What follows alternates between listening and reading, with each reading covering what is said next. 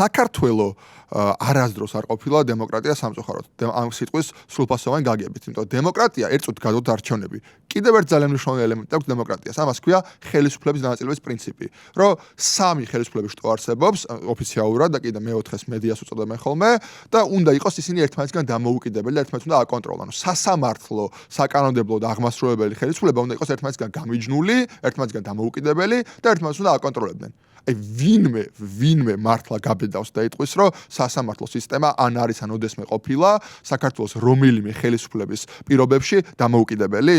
სასამართლო არასდროს არ ყოფილა დამოუკიდებელი, ეს ნიშნავს, რომ შენ სრულფასოვანი გაგებით დემოკრატია არ ხარ, არასდროს არ ყოფილხარ და სანამ სასამართლო არ გექნება დამოუკიდებელი, ვერ იქნები. იმიტომ რომ თუნდაც ჩვენ ვლაპარაკობთ არჩევნები გაყალბდა. ისინი ვლაპარაკობენ, რომ არ გაყალბებულა. ვინ უნდა გადაწყვიტოს? ეგ სასამართლომ უნდა თქვას. მაგრამ სასამართლო ხო ვიცით, რომ ჯიბეში ყავს ივანიშვილს, ხო რაც იშვიათი ღირსეული გამოაკლისების გარდა და ისინიც რა პირობებში არიან და რა რეაქცია აქვს მათ სისტემას, ამასაც ვხედავთ.